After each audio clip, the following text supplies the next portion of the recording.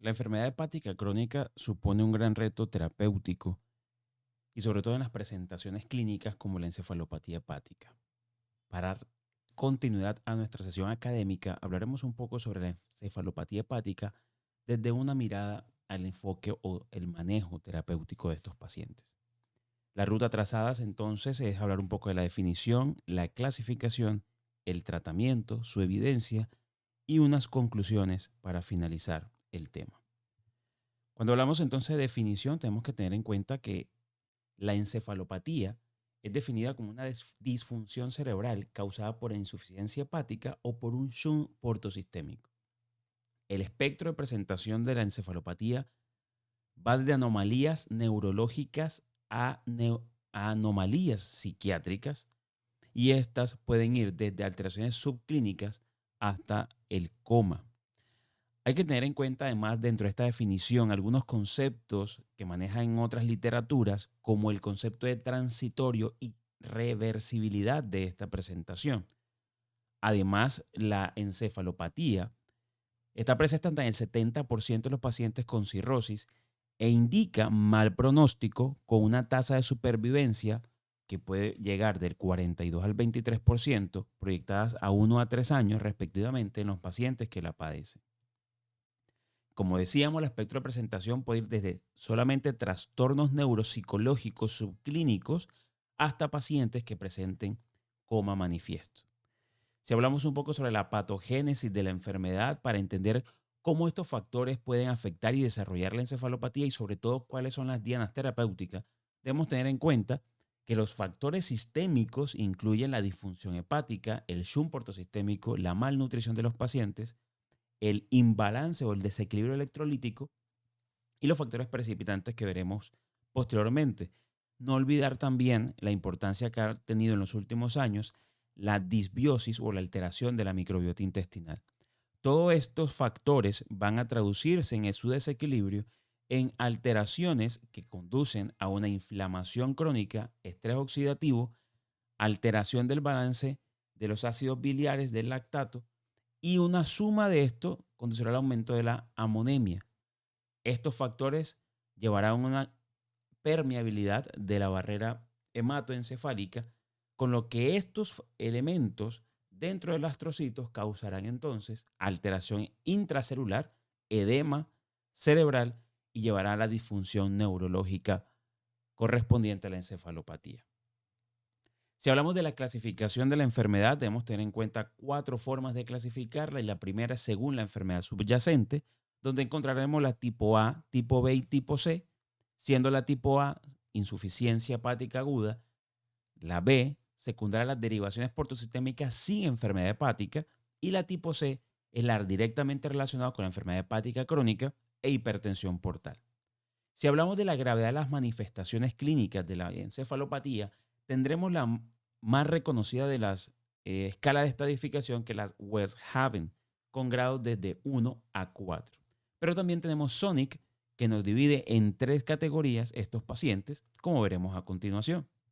Entonces, West Haven y Sonic nos permiten la clasificación de la etapa clínica de la encefalopatía, en donde encontraremos entonces en la primera un grado que va de 0 hasta 4, teniendo una consideración de la mínima, donde 0 es normal en la función intelectual y neuromuscular, y en 4 tenemos un paciente que tiene estupor y coma, y en la función neuromuscular tendremos reflejo oculocefálico y falta de respuesta a estímulos nocivos.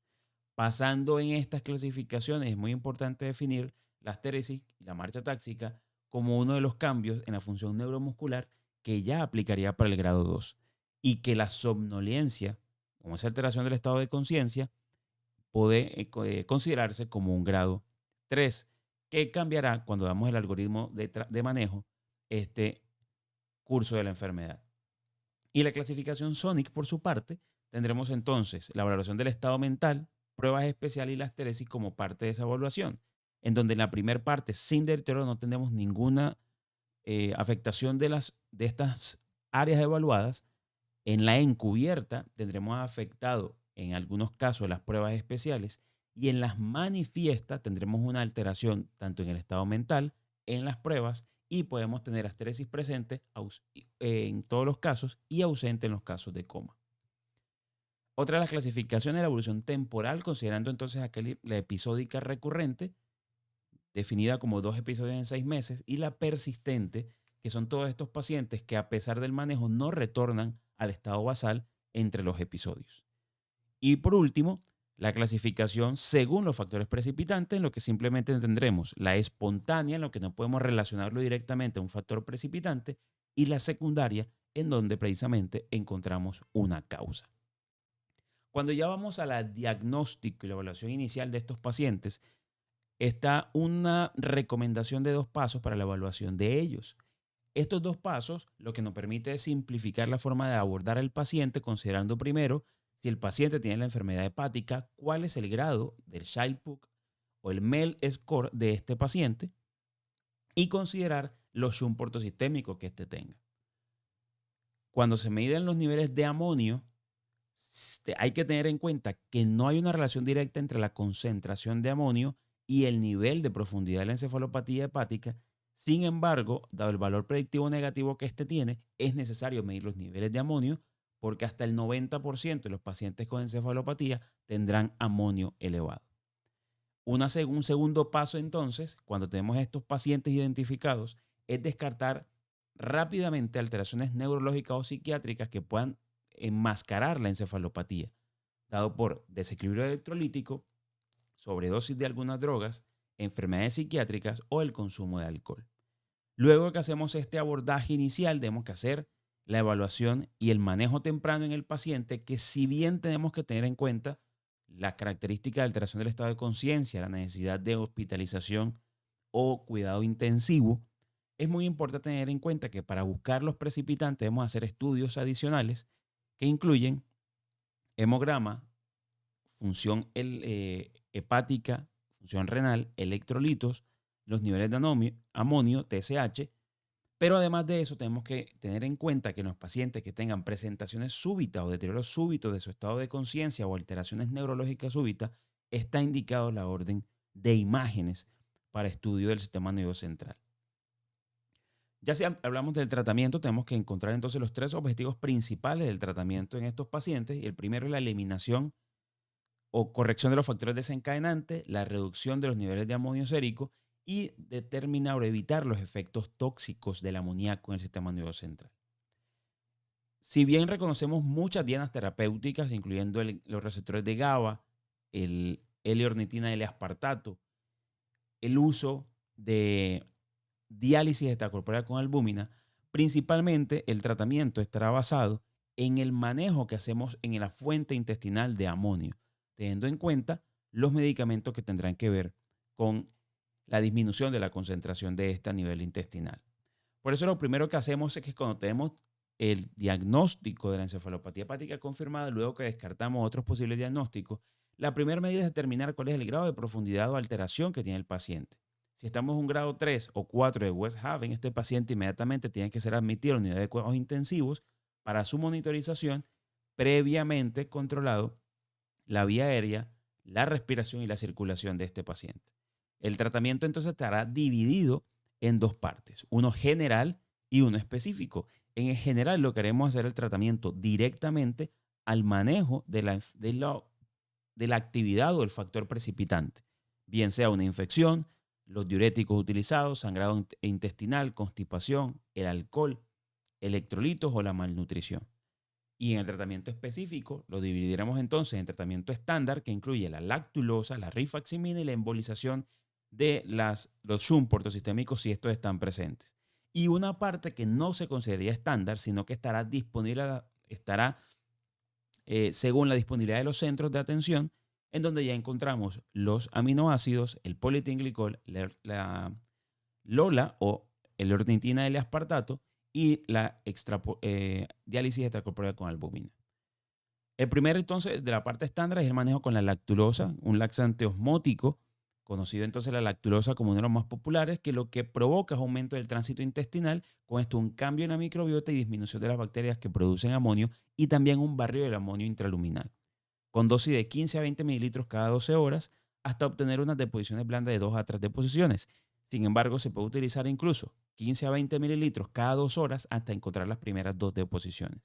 ¿Cuál es el riesgo de este medicamento? Diarrea y trastornos electrolíticos.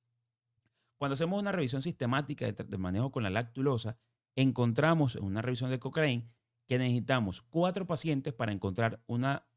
respuesta benéfica en los pacientes con encefalopatía y 6 pacientes necesarios a tratar para la prevención de la encefalopatía hepática, lo cual está a favor del uso de la lactulosa tanto en la profilaxis primaria como en la profilaxis secundaria en el manejo del paciente agudo. Hay una aclaración que hay que hacer con el estudio HELP, que es un estudio que se comparó el polietilenglicol versus lactulosa. Sí hay que reconocer que la evaluación da mejoría en la estancia hospitalaria, en la resolución de la encefalopatía. Sin embargo, los resultados están limitados por la cantidad de participantes, que fue de 50 en este estudio. Hasta el momento, la lactulosa se mantiene entonces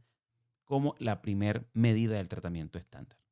Lo segundo, encontraremos la rifaximina, que la rifaximina entonces como un antimicrobiano semisintético que va a actuar sobre bacterias gram positivas, gram negativas, aeróbicas y anaeróbicas, con una absorción intestinal del 4%, lo que permite una gran concentración intraluminal, va a permitir controlar la disbiosis intestinal, reduciendo la cantidad o la concentración de las colonias bacterianas productoras de amonio, y con esto disminuir entonces el paso de este amonio a la circulación sistémica. Uno de los pasos también importantes definidos por la evidencia es que la rifaximirina más lactulosa tiene efectos benéficos en los pacientes y está comprobado en los estudios que se han realizado hasta el momento y en el que traigo a colación, en donde se compara el uso de rifaximirina versus lactulosa sola o en compañía de la rifaximirina, en donde encontramos que el grupo A, que es el grupo con medicamento combinado, tenemos una tasa de hospitalización menor, que está en el borde de los 5 días, mientras que en el grupo B de solo lactulosa estamos por encima de los 8 días. Entonces aquí está claro que el uso combinado con lactulosa en la rifaximirina reduce la mortalidad y la estancia hospitalaria. Los probióticos, que también hacen parte del tratamiento, nos permiten, particularmente el BCL3, hacer un cambio en la disbiosis intestinal. Sin embargo, en las revisiones sistemáticas encontradas hasta el momento de los probióticos, nos permite tener una gran conclusión, y es que el tratamiento con probióticos puede conducir a la mejoría de encefalopatía hepática y la calidad del paciente, pero la evaluación de los estudios es heterogénea en cuanto a hospitalización, en cuanto a mortalidad de los pacientes o incluso en la profilaxis de la encefalopatía. Otros tratamientos que podemos tener en cuenta es la embolización de las derivaciones portosistémicas, si esta existen, sobre todo en los pacientes que tengan un MEL score de 11 o menor, y en algunos casos se considera que esto es un puente al trasplante hepático. La expansión de volumen también debe ser considerada, y hay una evidencia, aunque baja a media, utilizar solución salina durante 1 hora administrando 1 litro. Los aminoácidos de cadena ramificada también pueden ayudar un poco a estos pacientes. Sin embargo, la mejoría se ha dado es en la prevención de la pérdida de masa muscular, promueve la síntesis de proteínas, pero no tiene un efecto en la mortalidad de los pacientes. Lo mismo pasa con el acrónimo de LOLA, que es la L-ornitina de L-aspartato, que hasta el momento ninguna de las guías de referencia avalan el uso de este medicamento en los pacientes con encefalopatía, lo que no tiene un impacto en la mortalidad ni en la morbilidad. Y el uso de la albúmina eh, en las diálisis extracorpóreas, si bien ha reducido la severidad de la encefalopatía hepática y es donde tiene el mayor impacto, tampoco tiene un índice muy alto sobre la mortalidad, lo cual supone una recomendación débil de su uso. Y para finalizar, hay que tener en cuenta que estos pacientes se debe hacer prevención, tanto primaria como secundaria. En la primaria tenemos claro, y la evidencia lo apoya, que la lactulosa previene el primer episodio en los pacientes que tengan un Child-Pugh B o C, mientras que la secundaria, la lactulosa se mantiene efectiva para prevenir un segundo episodio, pero esto no impacta en la hospitalización ni en la mortalidad cuando ya sucede. Y como lo hemos visto antes, si apoyamos el uso de lactulosa con rifaximirina, podemos tener una disminución efectiva en la prevención del tercer episodio.